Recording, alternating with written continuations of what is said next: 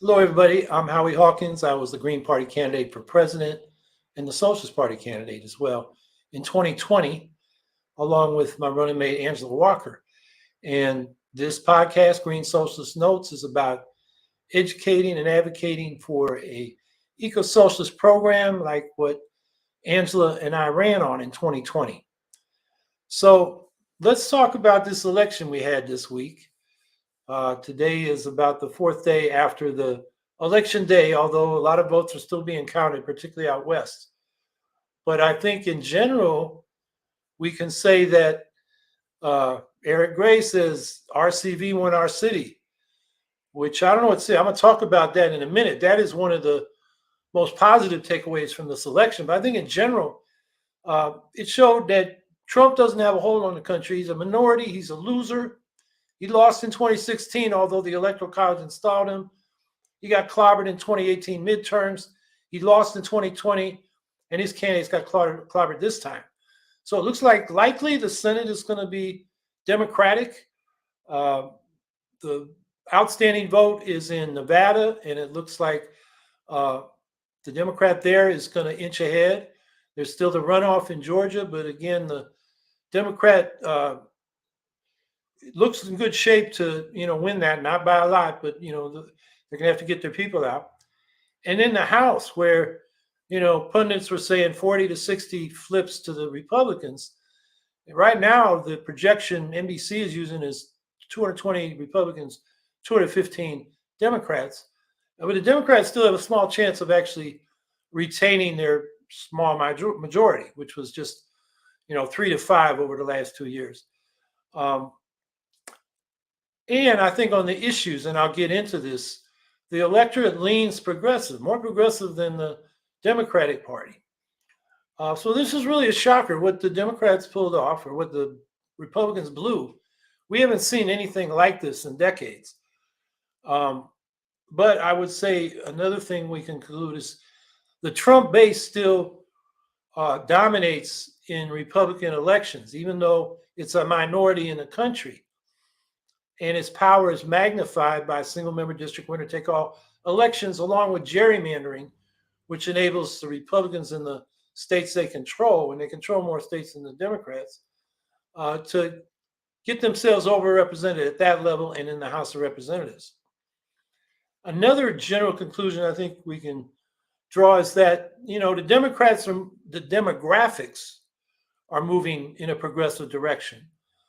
Younger people, youth, up to the millennials are more progressive than the older people who are slowly dying out. And that, showed itself in this election. The youth vote was up a little bit, still lower than it should be, but that made a difference in some of the elections. So one of the things I've been saying we got to fight for is ranked choice voting and proportional representation.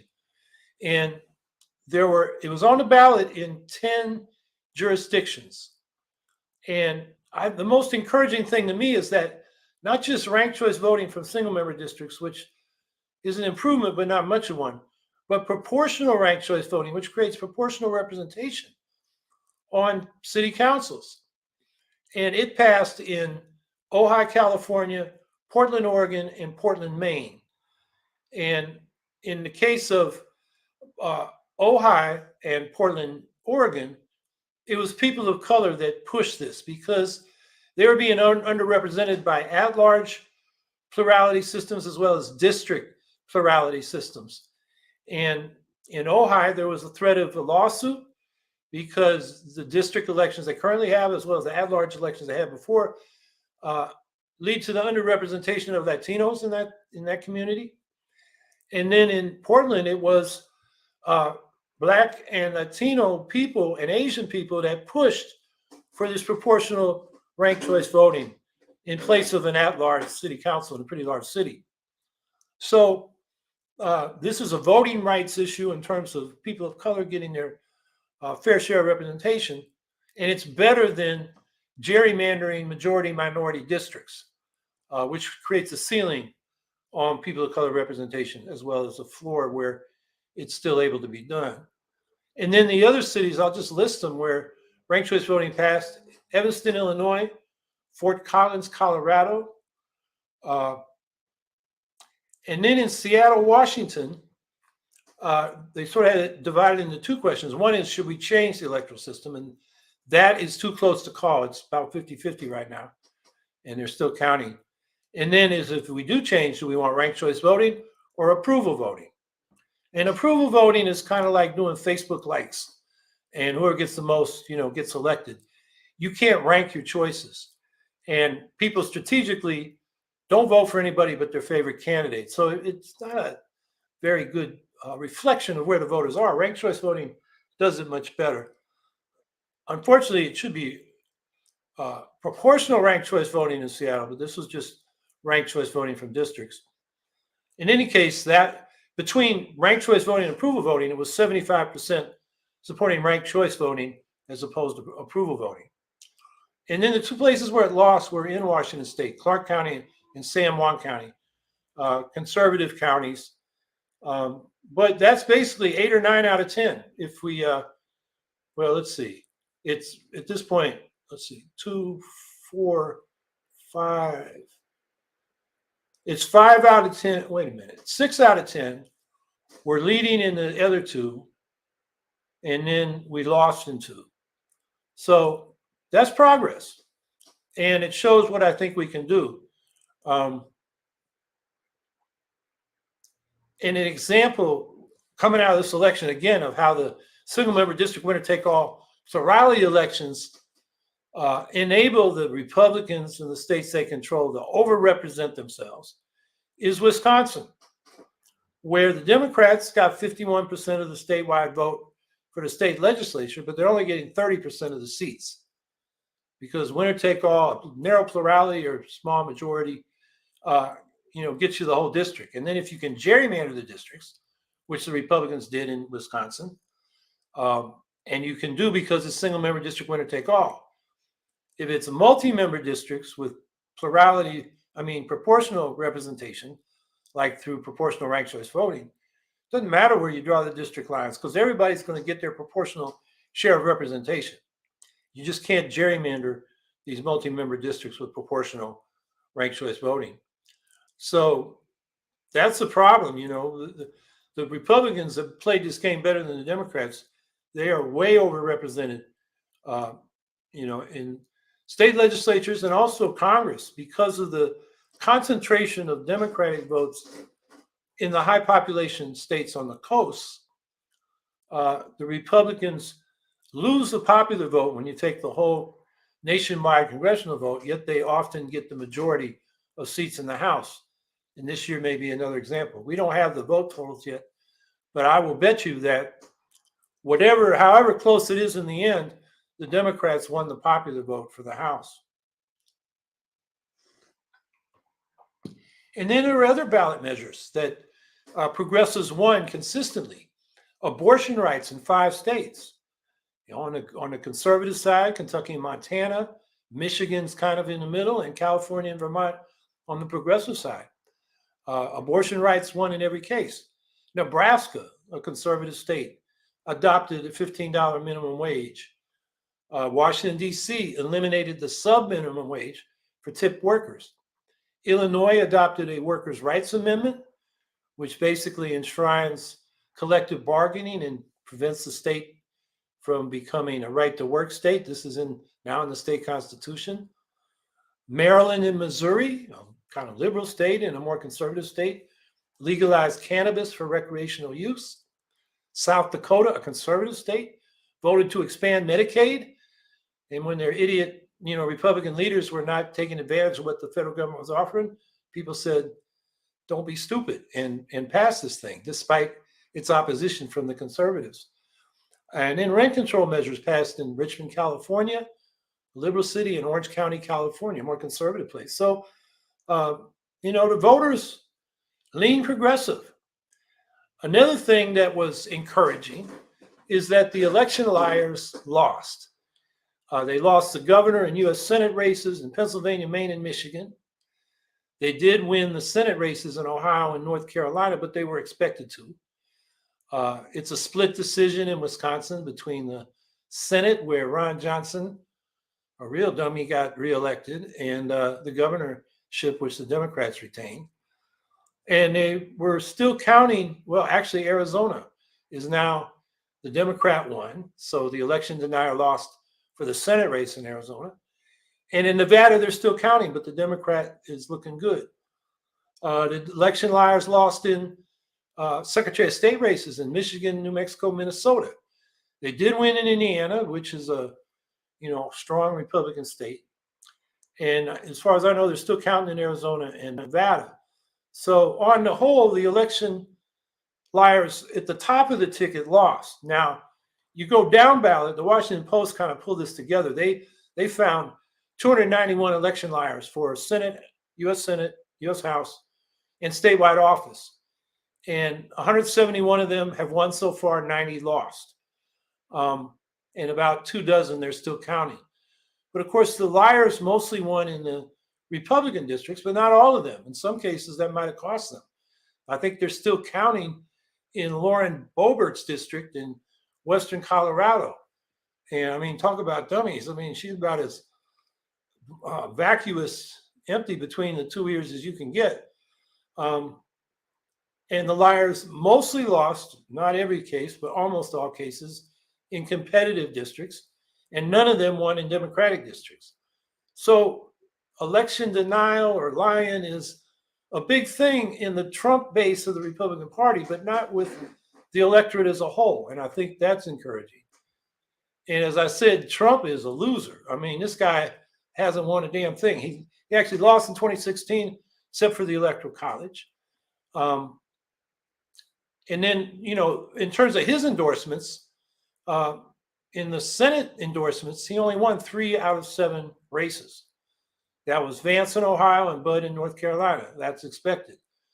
The Wisconsin race was close, a toss-up. He got that. That's Johnson. He lost in 2 other toss-up states, Arizona and Pennsylvania. And it's a toss-up in Georgia, although the Democrat came in slightly ahead. They're going to have a runoff in early December. So, Trump didn't help those candidates. In the House, it was worse. He was 0 for 3 in districts that lean Democratic, 0 for 3 in toss-up districts. He's won 4 out of 4 in safe Republican districts, but by surprisingly slim margins. And there are 3 more that are too close to call. These are Republican districts, should have been won. And so, Trump is a loser again. 2016, like I talked about, losing the House and the Senate in 2018. Again in 2020, he lost the presidency and the House and Senate, and he lost this year. So, Trumpism is not going to prevail in terms of majority votes.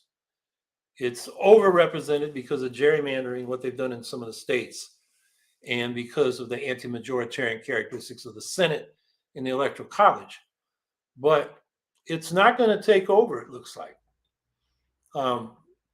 So what happened to the Democrats? In my state of New York, where the Democrats like to say they lead in progressive politics, which is nonsense, they're the ones, if the Democrats don't take the House, which looks likely, are the ones that cost them the House. Republicans flipped 4 seats and won another that they should have won. That's my district in Syracuse, which now is a majority Democratic district. It's always been a competitive district, although the only time, and this is interesting, the only time a Democrat has won is when a Green ran in that race.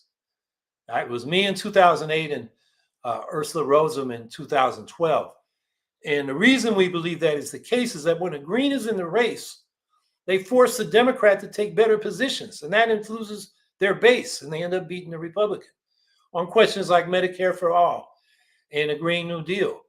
And the Democrat, when we're not in the race, tacks to the right and tries to get those votes in the middle and, mollify the far right, and end up losing the enthusiasm of their own base and getting their ass kicked.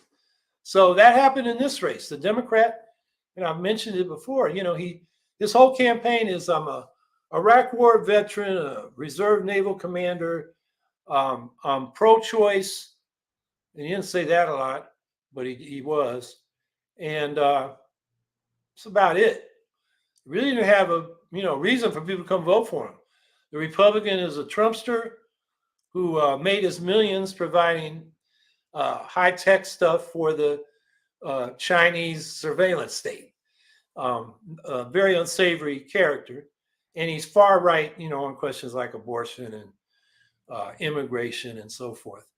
Yet he won in a district that the Democrats should have won. In the state of New York, the Democrats outnumbered the Republicans 2-1. Yet, the Republicans gained seats. The Democratic governor, Kathy Hochul, only won by a 53 to 47% margin. I mean, Andrew Cuomo, who was a corporate Democrat, if there ever was one, won by double digits against the Republicans. And the Democrats tried to do an extreme gerrymander that would have given them almost every district in the state. The courts threw it out, as they probably should have, for being a partisan gerrymander, although the Supreme Court says that's okay. But it was actually a Democratic judge here that threw it out. And the Democrats had no economic program. The Republican candidate, did a lot of fear mongering around crime and immigration, but his main message was, we got inflation, they're overspending in Albany, that's causing inflation. And the Democrat, Kathy Hochul, really didn't have an answer to that. I mean, all she really did was run to Eric Adams in New York, who's the former cop who's now the mayor, to kind of hide behind him on the crime issue. And then talk about abortion and guns, which we already got secured, abortion rights and, pretty strong gun control in the state. So that really wasn't the top issue. It was the economic issue. And the Democrats had nothing to offer. Plus, they had no ground game. They had a lot of money. Kathy Hochul had, I think she ended up with $50 million to run her campaign, a lot of advertising. But the Democratic machine didn't turn out to vote. In New York City, the vote was down from 44% in 2018, last midterms, and governor's race, to 36% this year. And that's in New York City, the Democratic enrollment is 9-1 over Republican. That's where they lost a lot of their statewide vote. Meanwhile, upstate, it was just down a little bit, from 55 to 53%. That's Republican mainly. And so, they didn't do the ground game. They didn't have a message. Hochul received almost a third fewer votes from New York City voters than Cuomo did in 2018. And Zeldin, the Republican, on the other hand, increased his city vote by 60%. But the voter turnout was terrible.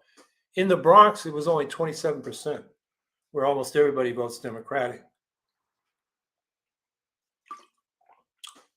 So if you're angry that the House is in Republican hands, blame New York Democrats, who did talk a lot about democracy, but of course they're the ones that passed the ballot access law, 45,000 signatures in 42 days to get on the ballot, and nobody did except the Democrats and Republicans, who were on automatically.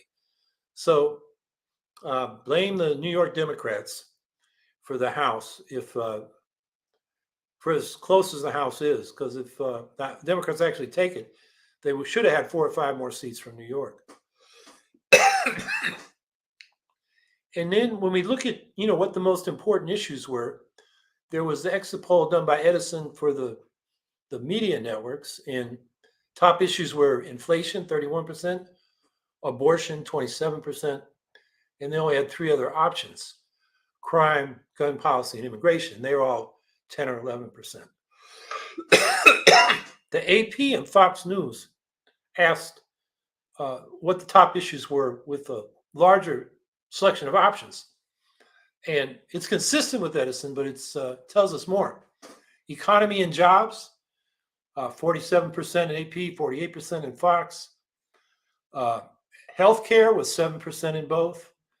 Abortion was 9% in both. Immigration was 9% in both. Crime was not in the AP poll, unless I forgot to copy it down. It was 8% in the Fox poll. Climate change was really in the same level as those. 9% in the AP poll, 8% in the Fox poll. In both, foreign policy was just 2%, which I think reflects the fact that Americans are pretty inward looking and provincial. The COVID pandemic was 2% in both polls. So really, both those polls are consistent. So the economy and jobs was the big issue. Climate change, abortion, immigration, healthcare, gun policy, which was 6% in both polls, were the second tier. And then COVID and foreign policy were barely registered. So, what can we conclude from that? I think, the economy is clearly the top issue. Abortion was the second one. The other issues were about 1 in 10 people picked that as their top issue, and issues the right emphasized, immigration, guns, and crime, were in there, but so was climate and healthcare, which are stronger issues for the progressive. And then Fox News had a little more questions about, where people stand on issues, and majority support for abortion rights, stricter gun control, emphasizing renewables over fossil fuels. Are you concerned about climate change? 63%. Legal marijuana, 63%. Support Ukraine, 67%. Was the 2020 election legitimate that elected Biden? 65% said yes. Should the government provide universal health care, like Medicare for all? 65% yes. Should the government do more to solve problems? In other words, an activist government as opposed to a small do-nothing government that the right likes. 53% want an activist government. So the electorate, according to a Fox News poll, is leaning progressive. So I think, just to draw some conclusions there, Trump is a loser. Republicans underperformed, Democrats overperformed. You look at the way people respond to the issues, people are progressive. Another thing to keep in mind, just to look at the bright side of things, the demographics are moving in a progressive direction. Youth and the millennial generation are much more progressive than the who are the others? What do they call the people born after World War II? The boomers, more conservative, and the old people even more conservative. So, that's just another reason to be optimistic and not so worried that the Trumpian right is about to take power. As I said, their power is magnified by our stupid electoral system. So before I wrap up and answer questions, let's look at how the Greens did.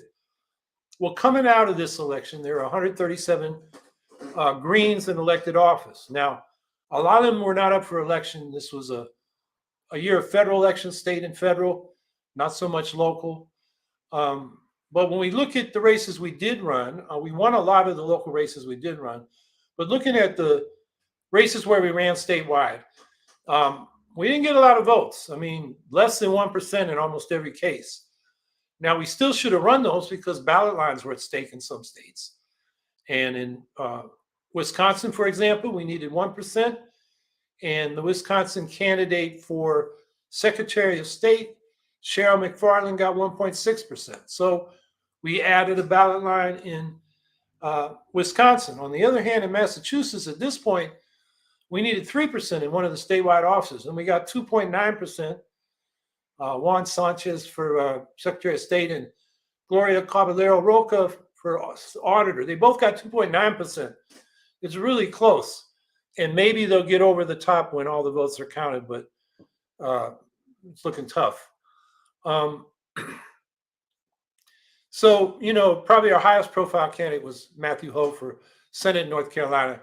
He got 0.8%. Not a surprise, given that was a close race between the Democrat and Republican in a, what has been a Republican state, except when Obama runs. So, that's understandable. But, that's pretty much the case. Pennsylvania, another close state. Richard Weiss for Senate got 0.6%. Christina DeGiulio for governor, 0.5%. Nancy Wallace for governor in Maryland, 0.7%, which is below the threshold they needed to get a ballot line. which I think is why they put her on the ballot. Same thing in Connecticut, Ken Krajewski. He got 0.6% for attorney general. And I don't know what the percentage was they needed, but it's, probably at least 1%. We did best in Oregon, where Dan Pooljo got 1.1% for Senate, but Chris Henry, who's a Teamster that I know, he's also been a Green. He's been on the ballot. They do fusion in Oregon as a Green and a Progressive, but in this race, it was a Pacific Green versus a Progressive, and the Green got 1.1%. The Progressive, Chris Henry, got 1.8%. I don't know why they can't get it together in Oregon to have a united left party, but there we have it. So anyway, those statewide races, not good result, although we did win a ballot line in a couple states. Definitely Wisconsin, and there's another state. We maintain it in Montana. And I think we maintain it in North Carolina because of the petition, but I'm not sure. In any case, it's good people were out there trying. It's not so good that the vote total was low. But I think the path forward for the Greens is got to expand our base of local elected officials. I mean, 137 is more than anybody else on the left, but it should be thousands. There's 500,000 offices in this country, almost all of them local, and they're just the race is where we build our base.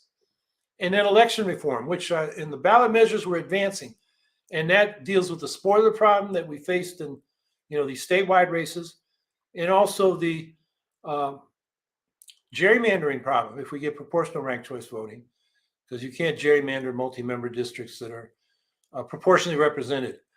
So I think that's the way forward. We got to really push local elections and ranked choice voting and proportional representation. And that's going to open a door for the Greens to become more influential.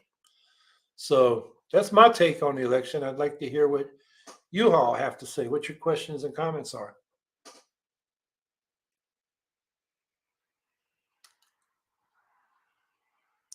Are all of the Greens who won listed somewhere? Yes, there's the Green Party webpage, a website has a page for Green elections, and this is being compiled, but it is there. And I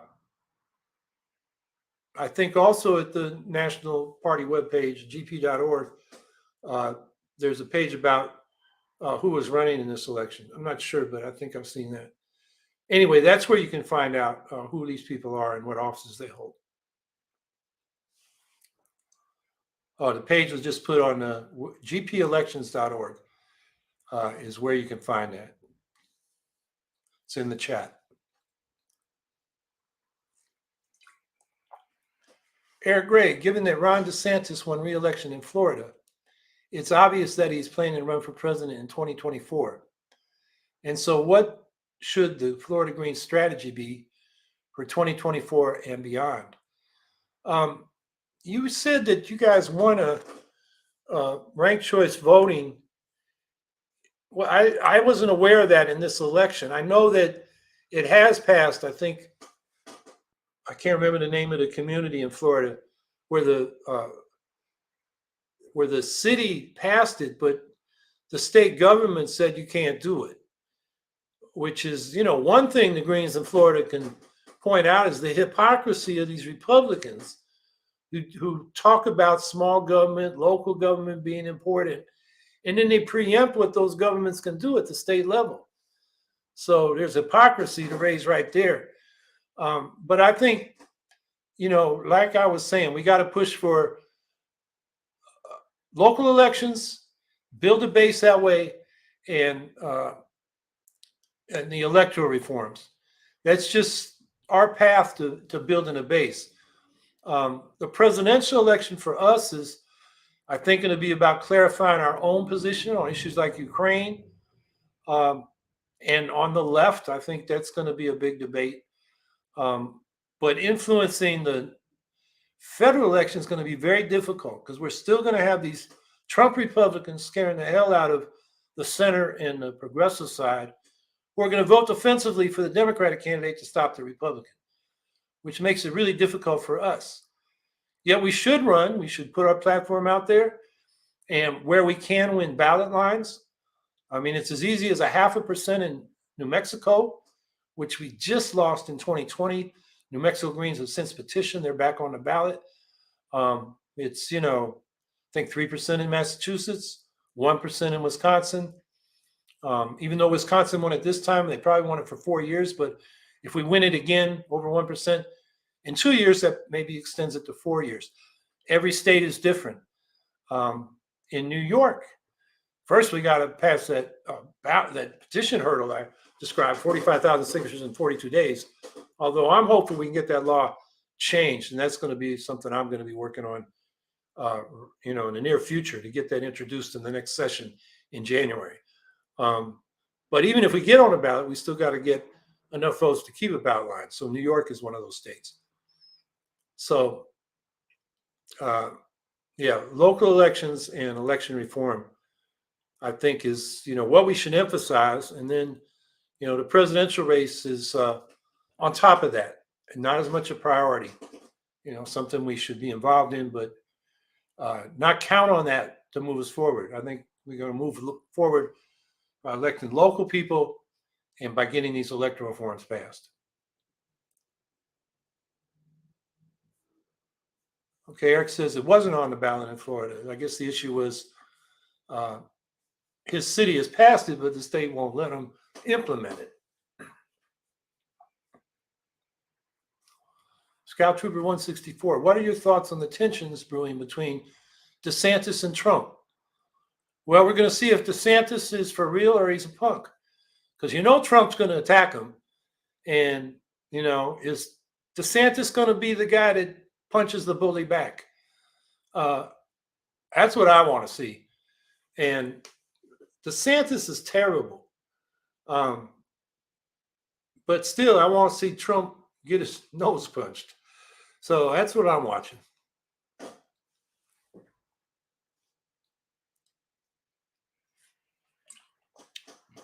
Rob D. Rich, what left parties do you want to pressure on for 2024 to reject endorsing Dems and backing third-party socialist parties?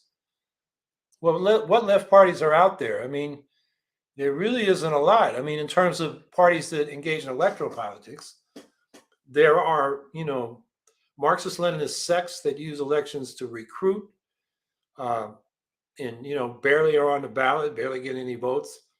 I don't think they're serious. There are some parties like the Progressive Party in Oregon. Somebody said in the chat, it would take a 2-hour program to even define what the issues are between the progressives and the Pacific Green Party. I know they go back to the presidential election in 2004 when it was Nader and Cobb. And I mean, from a distance, I want to say, get over it. That is a long time ago. You can't hold grudges. You got to think about what's going forward. I think I didn't on this podcast. I was on another one recently. I wrote an article in Counterpunch about how the Democrats, the title was They Murdered Another Third Party. This time the Labor Party in South Carolina, the only legacy of the Labor Party that did have some influence and potential in the 1990s, and they got knocked off the ballot because they had their convention too late, even though the Democrats did too. So the problem is, I asked them for their endorsement in 2020, and while the state party leader I talked to, Donna DeWitt, who's a former president of AFL-CIO down there, did want to put me on the ballot line. The national leadership, kind of holding on to the shell of the old organization, said no. This time, when she wanted to run state candidates, they tried to expel her. So everybody's got their problems. What other third parties are there out there? CPUSA, that's the Communist Party. They've been supporting Democrats. Last time they really supported anybody independent was Henry Wallace in 48. So DSA, same thing. The majority, at least coming out of the last convention, has doubled down on their strategy inside the Democratic Party. I mean, what's happened since the 1930s in this country? First, the communists, with their Popular Front with Roosevelt, pushed everybody on the left into the Democratic Party. And the socialists, who had been independent by the 50s, started talking about what they called realignment. And they were going to push the Democrats to the left by entering the Democratic Party. And what happened was the left disappeared as a distinct alternative movement. And the Socialist Party and the Communist Party are tiny now. You just can't build something by disappearing into a capitalist party, certainly not a left party. So I guess what I'm doing, kind of looking around, I don't see anybody but the Greens who are committed to a mass-based independent left party. With all the problems we have in the Green Party, and I've seen them from the beginning in 1984, this is nothing new for us. There are things we got to improve on, no doubt, both structurally in terms of organization, and I think also taking ourselves seriously. I think we got too many people, and this is not just the Greens, it's the peace movement.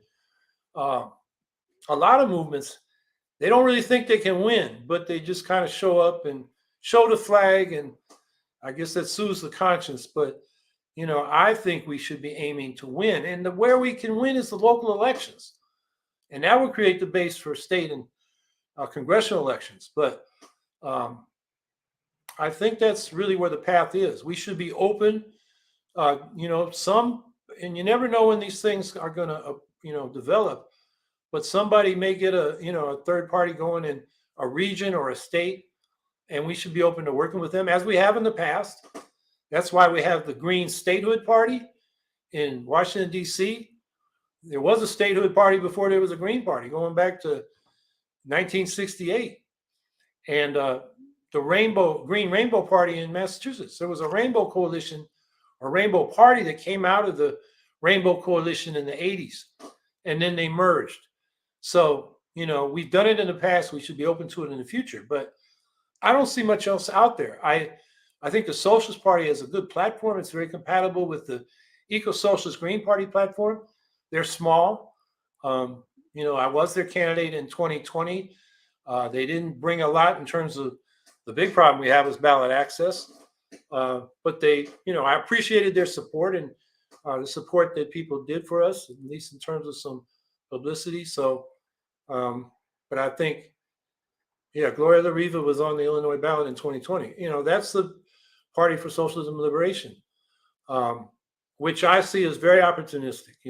Sometimes they support Democrats. They said if Bernie won the primary, they would not campaign against them. In other words, drop their campaign. And I called them out for that. It's not independent socialist politics. And then when it comes to the international question, they're campists. They support anybody, no matter how authoritarian and imperialistic, as long as they're in conflict with U.S. imperialism. And my position is we should be consistently anti-imperialist, against all imperialists, and with the working people, the exploited and oppressed in all countries, even if they're revolting against a government that's also in conflict with the U.S. That doesn't mean we're supporting U.S. imperialism. It means we're supporting the exploited and oppressed trying to earn their own liberation. So, that's a problem with PSL. So I think they have very different politics than the Green tradition, which is, it came up in Europe. It was, they were against both military blocs.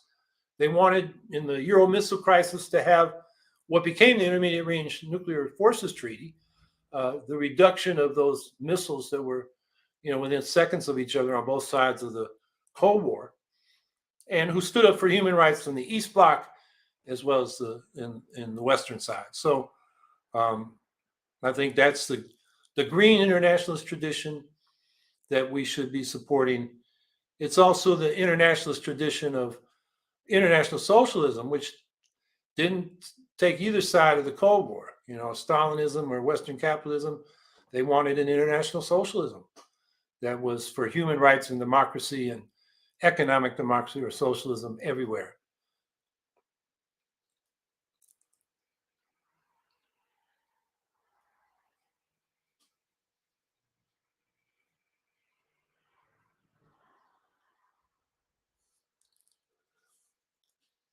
So waiting for the next question. Oh, here it comes. Scout Trooper 164. Howie, what do you think of Elon Musk declaring that Twitter could go bankrupt? It's hilarious to me since it shows we shouldn't have billionaires as CEOs. Yeah, it is kind of there's a German word, Schadenfreude. Is that it? I'm not good on those things, but it's where you almost think this guy deserves it because he's been such a jerk on so many other things, whether it's workers' rights in his own companies, the hypocrisy of supporting Republican small government when he's getting huge contracts and subsidies and tax breaks from the government.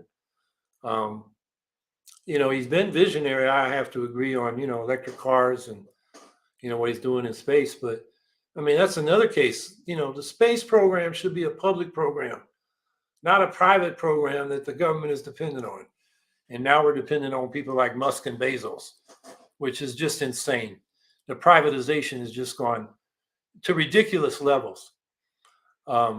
So in this case, and Musk, I haven't followed him closely because I'm not that interested, but this Twitter saga, back and forth on whether he's actually going to buy it or not. And he's kind of forced into buying it. And now it's in trouble. It's not just that we shouldn't have billionaires as CEOs. We shouldn't have be dependent on such powerful people over such powerful institutions, because if they screw up, we're all screwed. If there's a more democratic structure for these institutions, we can always replace bad leadership and have a say in who the new leadership is.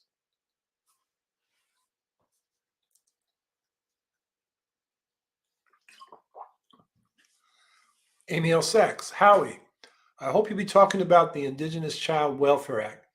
Since it's before SCOTUS, that's the Supreme Court, and a decision is coming next year. Maybe have someone here to talk about it. Yeah, and thanks. Yeah, I think that's a good topic. And it's not just that one act, but the whole question of how the federal government mistreats indigenous nations, all the broken treaties and promises, all the poverty in Indian communities that is just not being addressed. I mean, the environmental destruction, the citing, and this is just classic environmental racism of pipelines and mines and so forth on Indian land. There's just so much to talk about. So, yeah, I think that's a good topic for, probably more than one podcast. And I'll bone up on the Indigenous Child Welfare Act. I did read something about it that's just skipping my mind, but yeah, the Supreme Court, in the Supreme Court's hands, is not a good thing. So it's something we should talk about. So let's put that on the agenda.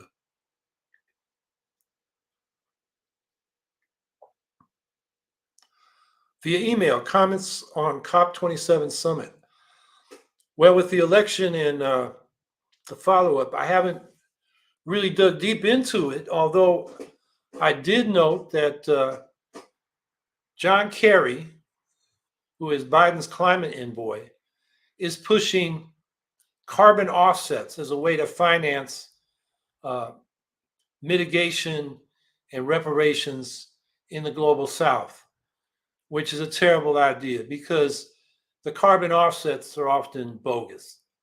They will claim they're sequestering carbon in forests that exist. And they're saying, well, give us credit because we didn't cut them down. And then you get double and triple counting of some of these so-called carbon sinks that are carbon offsets. And it's a way of excusing the United States government from providing funds that it has promised to. There's supposed to be $100 billion a year now in a green climate fund, which is supposed to help the global south make the transition to clean energy and repair the damages that climate change has already done. And we are not up on our payments. That fund is still, last figure I saw, they got $86 billion last year. Supposed to have gotten $100 billion for the last few years.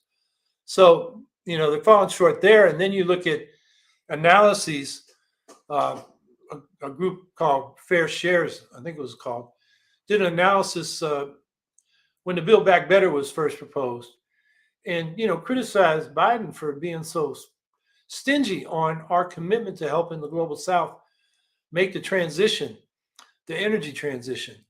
And they figured, Biden, and he just pulled this out of his ass, said we're going to reduce carbon emissions by 50% by 2030. He had no plan to do that. And the Build Back Better, even at its first iteration, wouldn't have come close to doing that. But he pulled that out anyway. And the Fair Share people said, well, if you figure how much U.S. has contributed to carbon in the atmosphere historically and what we're emitting now, we should reduce our carbon emissions by 195%. Now, how do you do that? Well, they said we could do 70% in this country by 2030. And then the other, 125% we do by helping reduce emissions in the global South by committing, and I forget the number now, but it was a lot more than 100 billion just from the US a year. Our Eco-Socialist Green New Deal had $200 billion a year for that. And that's the kind of commitment we need. But it's not coming. So what I've noticed is the U.S., doing what it always does, and that is put forward market-based solutions to problems that are best handled through the public sector to make this rapid energy transition. And then I also noted that, China stopped talking to us after Nancy Pelosi went to Taiwan, but they're talking now.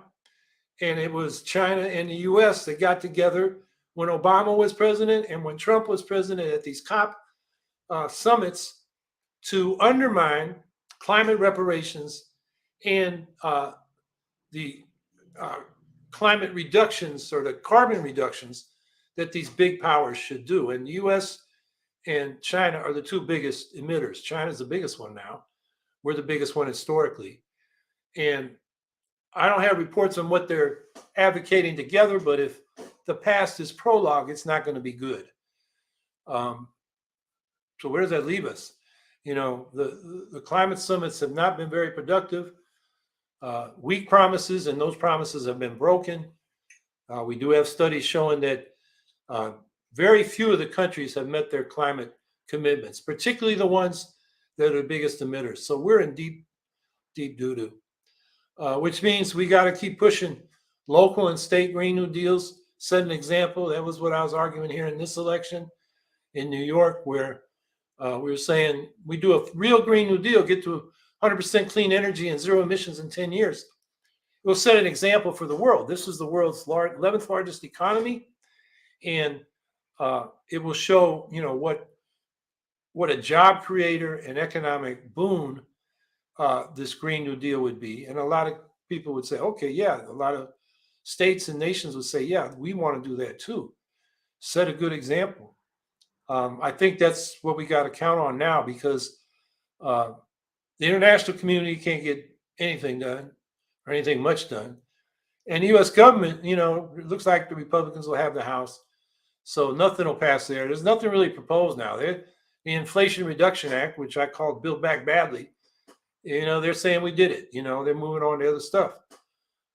So I think we got to, build the response from the bottom up, which is always the case. We can't rely on the powers that be to do the things they haven't done because it's not in their interest to do them.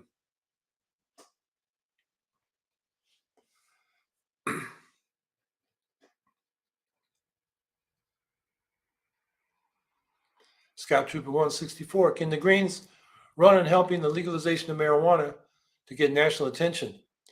We've been leading on that issue for decades. I mean, when we first got a ballot line in New York, we were the only ones calling for it. Grandpa Al Lewis, Grandpa Munster was our gubernatorial candidate. Our lieutenant gubernatorial candidate was Alice Green, who was the most prominent civil rights activist in Albany. And, the war on drugs was a huge issue that we ran against in legalizing marijuana. Now it's beginning to happen. Now, We're not alone on that. It's, as I pointed out in the polling, most of the people are for it, and a lot of Democrats are for it, even a lot of Republicans. So, in New York they are. So I don't think that's the issue that will distinguish us as much as it did in the past. But it's certainly something we should keep pushing. Not just the legalization of marijuana, but the release of prisoners who are in prison for nonviolent offenses related to possession or dealing marijuana.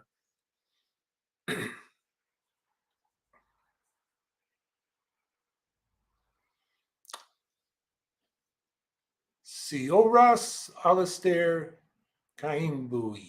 I probably mispronounced your name, but what will it take to pass the New York Health Act?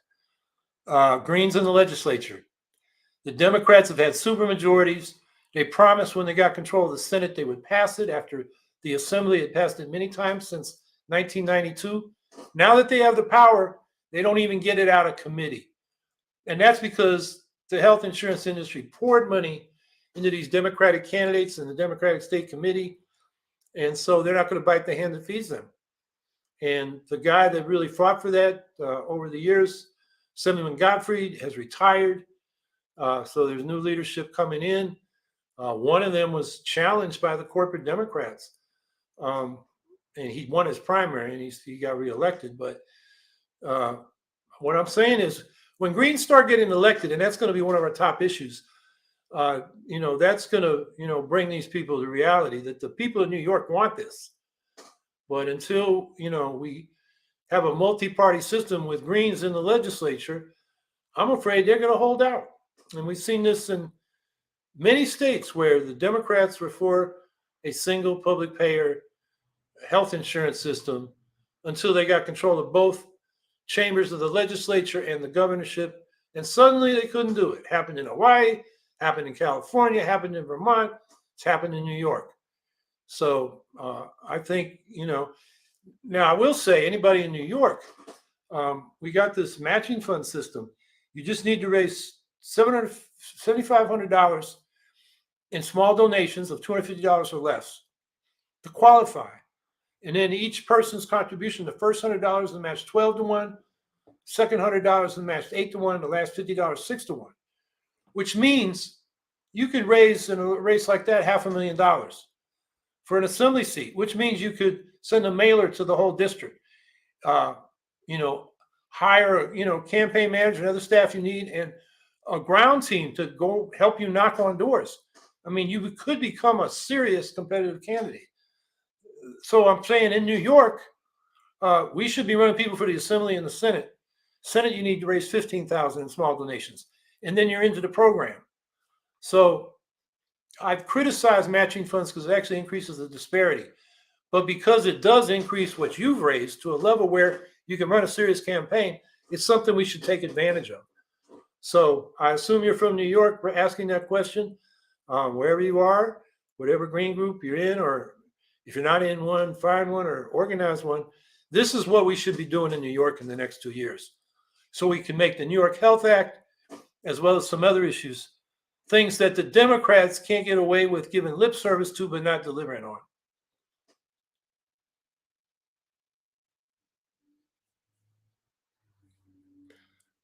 I saw, yeah, there's the question. Yeah. How many write-in votes did Howie and Gloria get? Well, there were just under 10,000 write-in votes. They haven't counted who got what, but the only serious campaigns for write-ins were ours and the Libertarians.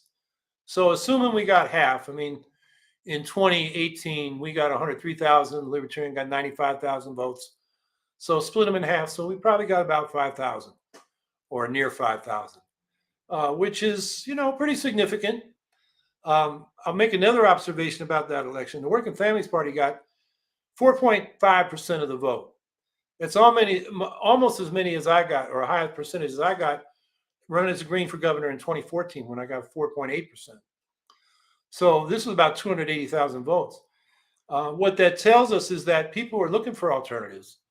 And the best way they could express that with options on the ballot was to vote Working Families Party for the Democrat, which is not the same as voting for the Green, which is not giving the Democrat votes.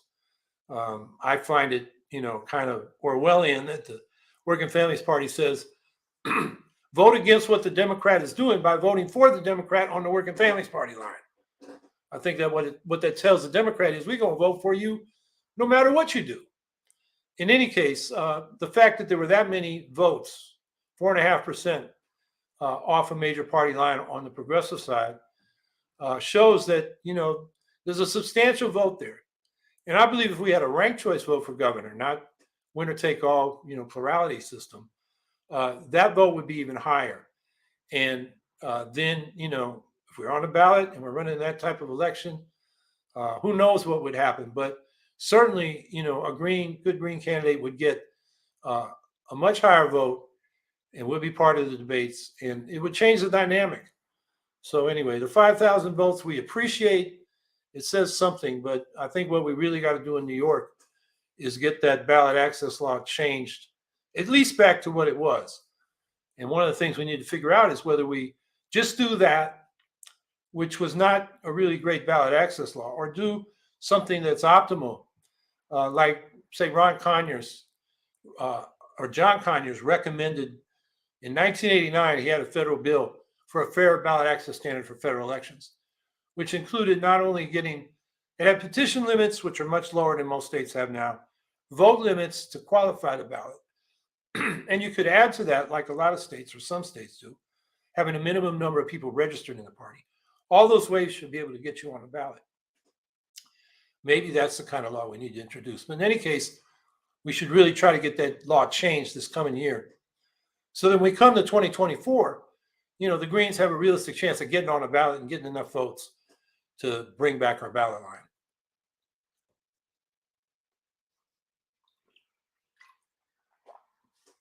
Zyro returns gaming. Victoria election next week. Greens are expected to gain about 5 to 10 seats in Australia. Wish us the best of luck. Victoria Greens are polling at 16%, up from 5% from last election. So a lot of close seats. We lost last time. We should win. That is 5 to 10 seats. Yeah, I've wanted to get an Australian Green on this podcast to tell us what you guys are doing. I've read some about it. I know in some areas you're doing very good street politics and relational organizing between elections. So when the elections come around, more people know what Greens are about.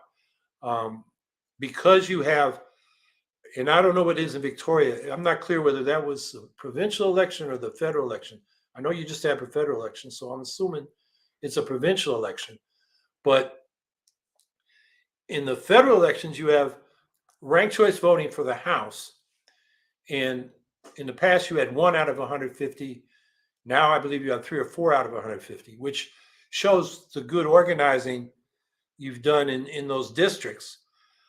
In the Senate in Australia, the federal Senate, it's proportional ranked choice voting. And they have several multi-member districts. And so the Greens have,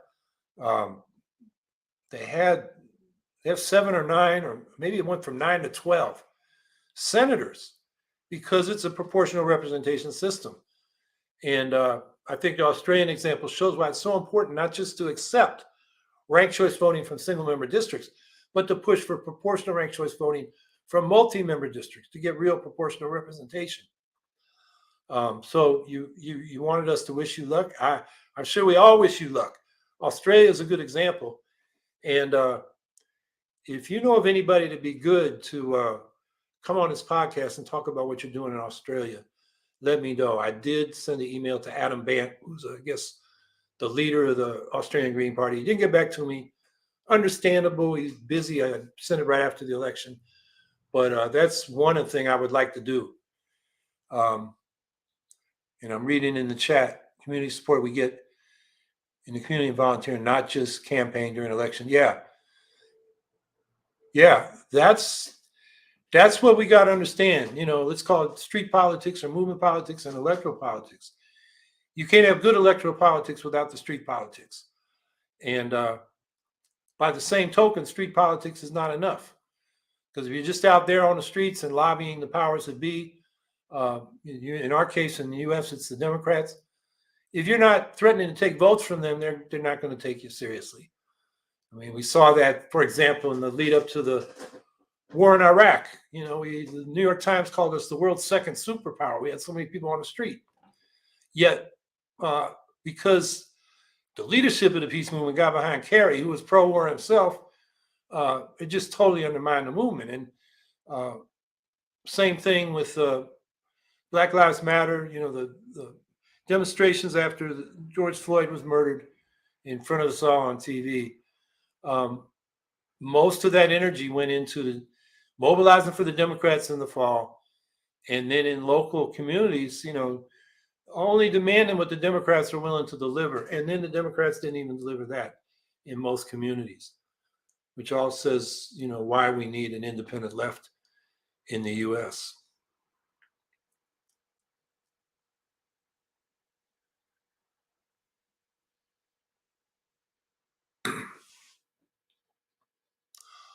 Oh, it's 4:00 already. Well, I guess I'll conclude by saying, what I take away from this election is Trump is a loser. The Trump Republicans are not taking over, yet they control the Republican Party. So the Republicans are still going to present as a far-right, racist, anti-immigrant, xenophobic, misogynist, you name it, party, which means a lot of people are going to vote defensively for the Democrats in the big elections. But there's room at the base, the local elections. We can elect thousands. The left in this country should. And that's a basis for then moving up to state legislatures in the House. And the other thing is we're making progress. We are winning on election reform, ranked choice voting, including proportional ranked choice voting. We got to double down on that. And again, it's from the bottom up. We're winning it in the cities and counties and towns. And then from there, it's gone to a couple states, maybe a third state, now Nevada. Although there's limitations on that, I guess I'll just say the top 5 idea is not an open primary. It's a nonpartisan jungle primary. It makes parties irrelevant. So, for example, the Greens, where it's top 2 in California, they will designate or nominate a candidate, but anybody can throw their hat in as a Green. So when voters go to the polls, they don't know who the Green candidate is because there's more than one. It's a party-destroying reform, the top 2, 4, or 5, whatever it is. So what they passed in Alaska, top 4, what they may pass in Nevada, top 5, is a mixed bag. Top 4 or 5, bad. Ranked choice voting, good. And so we've got to, keep that in mind because there's a lot of money behind this top 4 or 5, and then ranked choice voting in the general election, top 4 or 5 primary and general election. But it's not an open primary. They called it an open primary. An open primary means the party says, if you're an independent voter, you can vote in our primary. And in my state, New York, that's an option parties have. It's true in a lot of states. Not every state, but it varies from state to state. Those are open primaries. These other things are nonpartisan primaries. It makes parties having their own primaries irrelevant, having their own conventions, their own designation. So you don't have candidates who are accountable to a party organization. And a party organization is important in a democracy. Otherwise, voters are atomized, and all they see are these negative ads on TV when it gets to that stage. And, they're manipulated. Whereas if you have an organization, people can, learn from each other, talk to each other, get engaged, learn how to get involved in civic activities, street politics as well as electoral politics. And so top 4 or 5 or top 2, like they got in Washington and California, are party disorganizing, party destroying reforms. So, but back to my main point, let's run local candidates, run serious campaigns, and let's fight for these electoral reforms that'll solve the problem of the spoiler effect and gerrymandering. So that's it for this week. Have a good week, and we'll see you next week.